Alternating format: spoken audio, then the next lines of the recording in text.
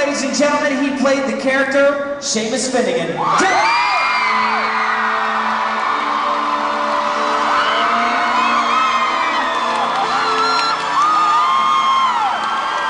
She played the character Lavender Brown, Jessie.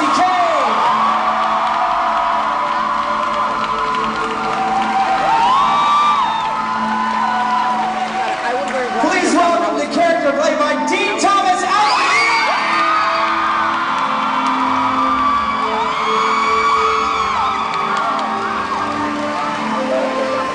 Ladies and gentlemen, this actress played the part of Chang. Please welcome Katie.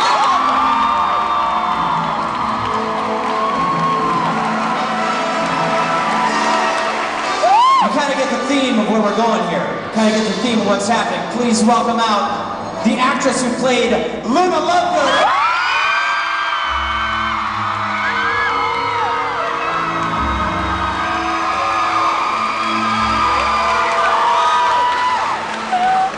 One of the Weasley brothers, Fred Weasley.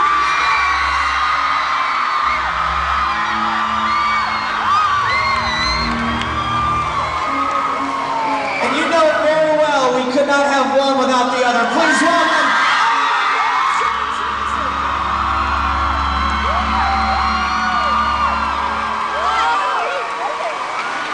All right, I think we're ready.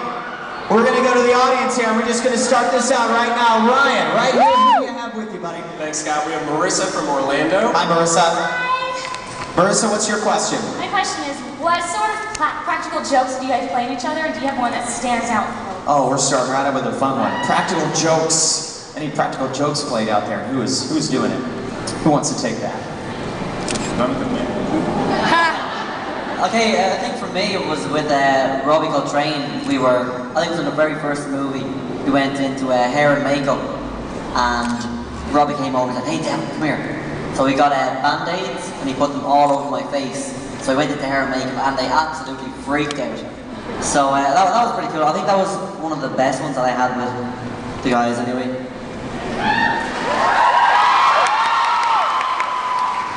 There are some others on the end of this panel that were kind of known for some of the practical jokes. Anything that you guys remember throughout was done to you, or that you kind of executed yourselves?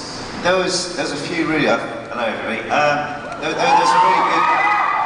There's a few really good ones that we've done over the years. One in particular was our favourite, but we really shouldn't say. Yes, we should. I need to be allowed back home into the country, so I can't say it. But I mean, we've been having some really cool stuff with a lot of people actually on tour. A good one was when we were on tour with Katie actually. We went to remember that club we went to in Switzerland? They said, what type of music is Katie really into? She's like, death metal. And they actually had a club specifically for death metal, so we spent the whole night What made it good was that the guys from Warner Brothers Switzerland was like, "You enjoyed yourself, Katie." Katie was. Meanwhile, there's like Slipknot blasting in the background and Megadeth. So we're there like just in the mosh pit. Meanwhile, Katie's sitting there on the sledge like, "Yes, I'm having fun." That's a fun question. All right, let's go to Stephen. Hey there, I've got a Hufflepuff named Leah here with a very unique question. This is for any of you. I want to know, since you get asked so many questions all the time, is there a question you haven't been asked or don't often get asked that you would like to answer? Oh, that's kind of weird. There's so many questions that are out there. A question? Wow, that's a strange question. I think the question in itself. Your question.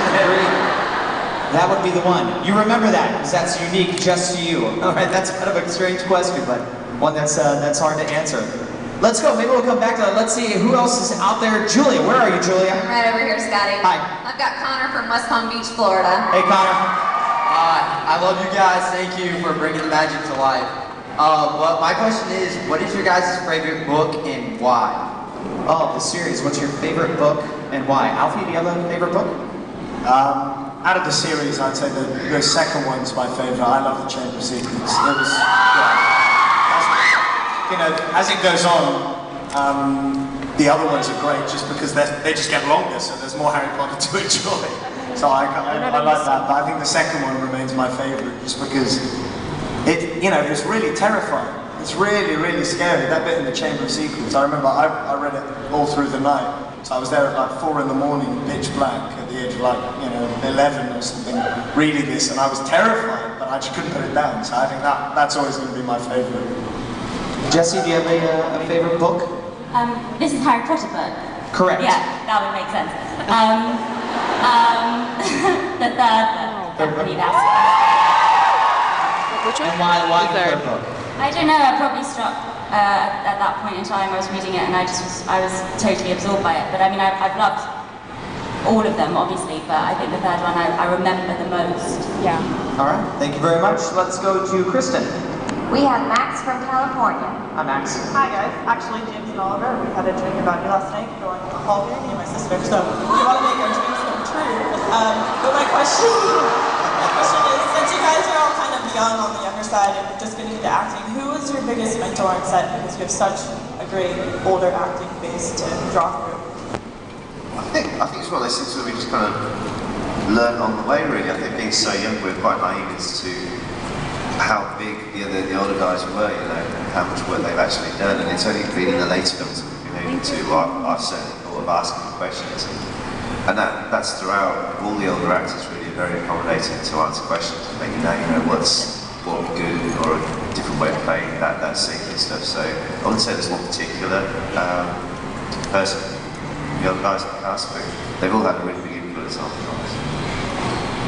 Anyone else on the panel have an experience where when you're kind of going through the stages of getting used to being on the set and you're kind of finding out what you wanted to do with yourself as an actor, who kind of guided you or gave you some great advice? I'd like to say that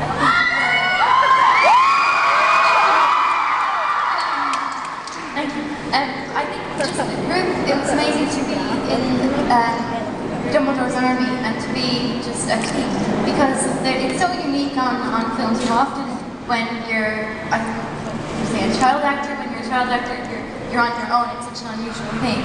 Whereas with Harry Potter, everyone was young. The majority of the cast were young, and I think we really supported each other. And even things like this, these press conferences, to have each other at these things when you would be nervous, it just makes it easy. So I think, we sort of inspired each other. Thank you. All right, we're going to check in with our team from Facebook, who has over 36 million friends, thanks to folks just like you. Let's check in with Milan. What's our Facebook question? Sarah I wants to know, what's the most embarrassing thing that's happened to you on set? The most embarrassing thing. Who's going to be brave enough to tackle that one? I'll say something. I think one of the most embarrassing moments was just before we filmed The Kiss, or rather when we were filming The Kiss, and we didn't really have much direction at the beginning, how to go about it. Dan and I we kind of just went straight into rehearsals, and we didn't know if we were to use tongues or not. So I just went straight for it.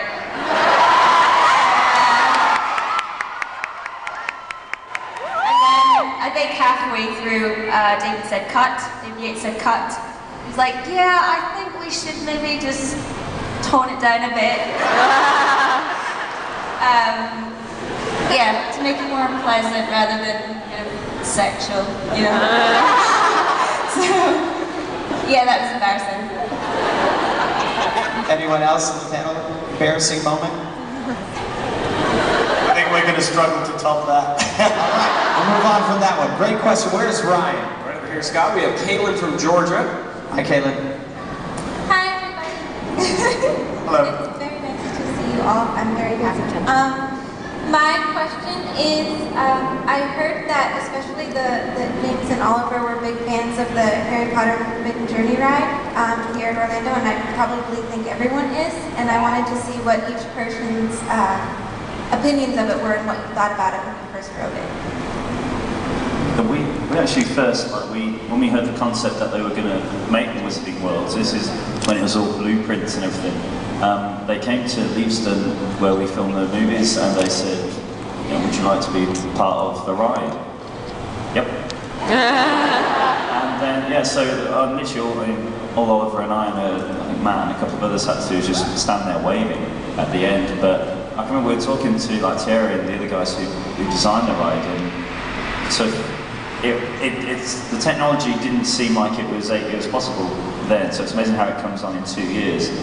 And so for 2 years we're kind of going over in our head, and 2 years of expectation is a big thing. So when we actually rode it for the first time, a little part of me was kind of waiting to be disappointed, but I got off there and I was, well actually no, I didn't get off, I said, let's go again.